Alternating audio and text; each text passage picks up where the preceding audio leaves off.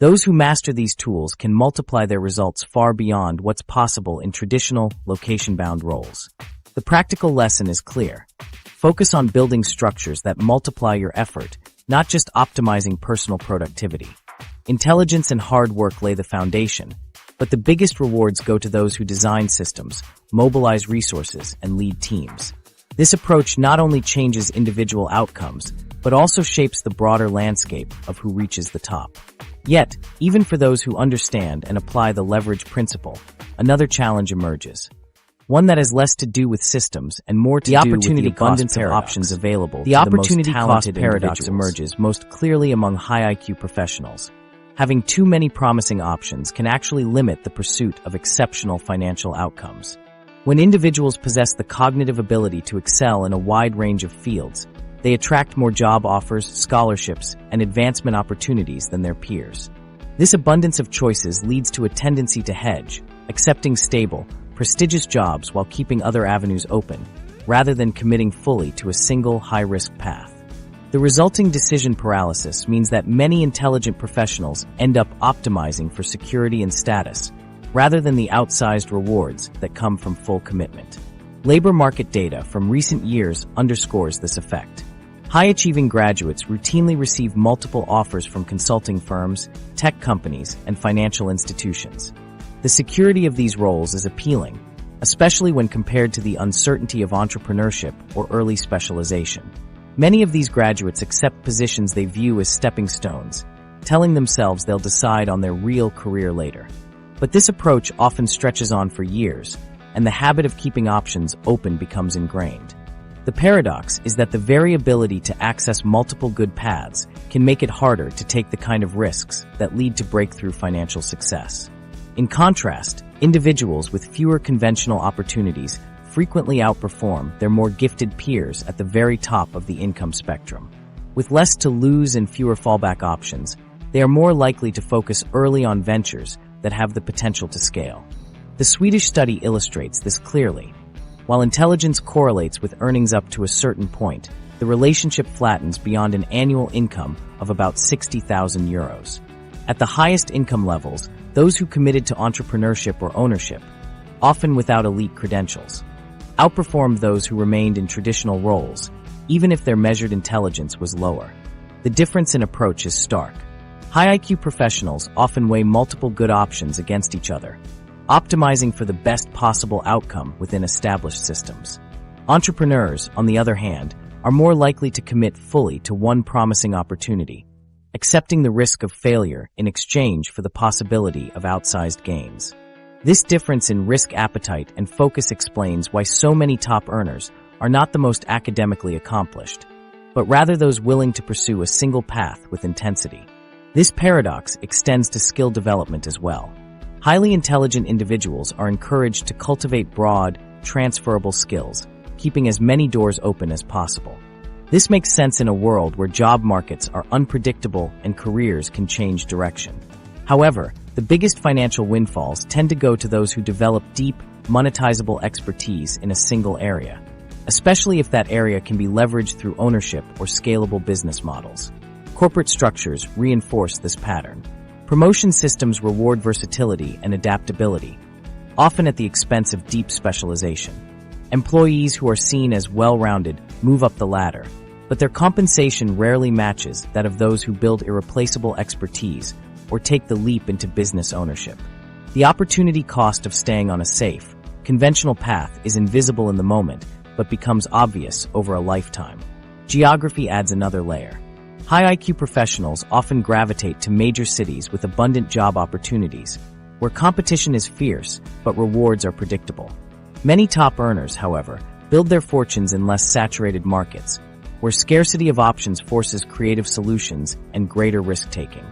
The Swedish data and supporting research from other countries show that a significant share of self-made millionaires and business owners come from outside the largest metro areas. The education premium further complicates decision-making. Advanced degrees provide valuable fallback options, but can also discourage risk-taking. Those with the most training have invested heavily in conventional paths, making it psychologically harder to walk away and try something uncertain. The result is a rational, risk-averse approach that maximizes security but limits the chance of extraordinary outcomes. Understanding the opportunity cost paradox is essential for anyone aiming for the highest levels of financial success. Too many good options can dilute focus and delay the kind of commitment needed to achieve exceptional results. High IQ professionals often hedge between jobs, while entrepreneurs commit fully and reap the rewards. Recognizing this trade-off is the first step toward making more deliberate, high-impact choices, especially when the next challenge is learning what actually protects against failure in the world of business. The failure immunity myth. Even the smartest founders are not immune to failure when capital runs short. The belief that intelligence alone shields entrepreneurs from business collapse is persistent, but the evidence points in another direction. Across industries, companies started by individuals with top-tier cognitive test scores fail at nearly the same rates as those started by average performers. The difference isn't found in IQ, but in access to capital. Well-funded startups survive longer, regardless of the founder's intelligence. Cash reserves, not cleverness, provide the buffer during lean periods, allowing businesses to adapt and recover from mistakes that would otherwise be fatal. The Swedish research tracking cognitive ability and income reinforces this reality. Intelligence correlates with earnings up to a certain level, but beyond that, the relationship weakens and even reverses. Among the highest earners, cognitive scores plateau or decline, suggesting that other factors, especially financial resources, take precedence in determining who survives and prospers in business. For entrepreneurs, this means that operational realities like cash flow and funding gaps often outweigh the benefits of strategic thinking or analytical skill. Many intelligent founders fall into the trap of overvaluing their problem-solving abilities and underestimating the importance of financial runway. Data from recent years shows that startups led by highly educated founders fail just as often as those started by tradespeople when both groups have similar funding. The difference is that the tradespeople tend to focus on cash flow and sustainability from day one, while the more educated founders may pursue ambitious strategies that require larger, riskier bets. When funds run out, even the best ideas and sharpest minds can't prevent closure. Funding gaps create vulnerabilities that intelligence cannot patch. In competitive markets, well-capitalized rivals can outlast smarter but poorer competitors through price wars, longer marketing campaigns, or simply by absorbing losses until others fold. Bank lending practices and investor preferences further reinforce this dynamic, often favoring applicants with existing assets or family backing over those with strong business plans but limited capital. This gives a structural advantage to those who start with more resources, regardless of their cognitive abilities. The myth of failure immunity is also fueled by selective storytelling.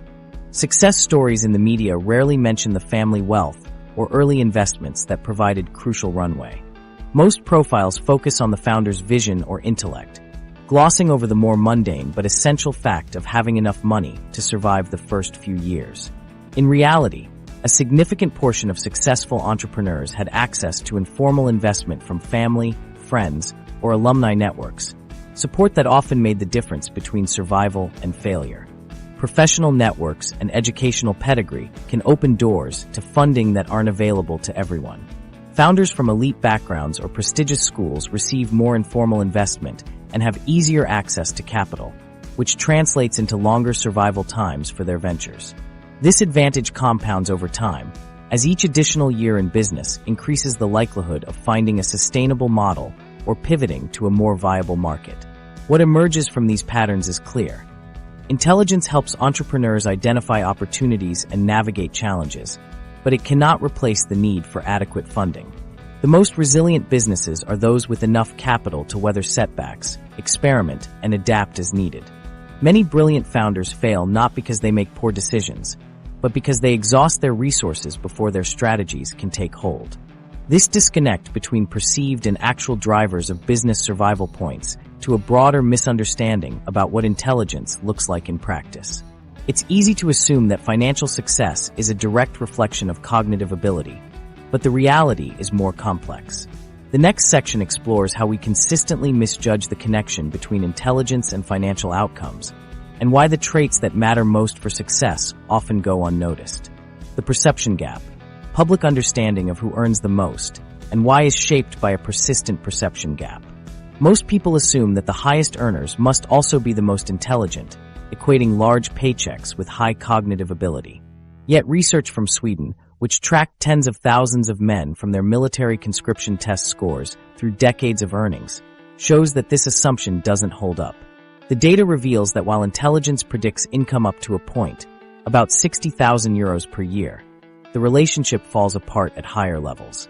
In fact, individuals in the top 1% of earners actually scored slightly lower on cognitive tests than those just below them. The implication is clear. The traits that drive extreme financial success are more varied and less easily measured than most people realize. This disconnect starts early. Schools and universities reward students who excel at standardized tests, essays, and the kind of analytical thinking that gets labeled as smart. These markers of intelligence are easy to quantify, so they become the default way society distinguishes high potential. But the Swedish study and similar research highlight that these skills, while valuable, are not the only ingredients for financial achievement. Above the income threshold where intelligence stops matching, other abilities like risk-taking, adaptability, and social capital take over as the main differentiators. The persistence of the perception gap is reinforced by the way media and culture frame financial success. News stories and profiles of wealthy individuals often use terms like brilliant or genius, regardless of actual test scores. Movies and television depict top earners as super-intelligent masterminds, further entrenching the idea that raw intellect is the key to riches. In reality, the Swedish data shows that luck, timing, family resources, and practical skills play a much larger role at the highest levels of income than most people expect. The result is a distorted view of what it takes to get ahead, with society overvaluing certain forms of intelligence while overlooking others. This misalignment also shows up inside organizations. Companies often promote employees who present well or who have impressive academic backgrounds, assuming these qualities will translate to leadership or business growth. Yet studies repeatedly show that employees with strong communication and social skills, even if their test scores are average, tend to earn more and advance faster than quieter, analytically superior peers. The Swedish findings echo this. Emotional intelligence, negotiation, and the ability to build networks become increasingly important as income rises, while the advantage of cognitive ability fades. The perception gap has consequences for both individuals and institutions. Talented people who excel in academic environments may expect their intelligence alone to guarantee financial rewards, only to find that the market values a different set of skills. Meanwhile, those with average test scores but high practical intelligence or social savvy often outperform expectations, especially in fields where results depend on navigating uncertainty or persuading others. This dynamic helps explain why some of the wealthiest entrepreneurs and business owners struggled in school or scored below the top percentiles on standardized tests. It's not that intelligence is irrelevant, far from it. Instead, the evidence suggests that traditional measures of intelligence capture only part of what's needed for financial success. Applied intelligence, adaptability, and the ability to recognize and seize opportunities matter just as much, if not more, once a certain income level is reached. The Swedish studies finding that top earners scored slightly lower on cognitive tests than those just below them should prompt a rethink of how we define and measure potential. Recognizing the perception gap is the first step toward understanding why so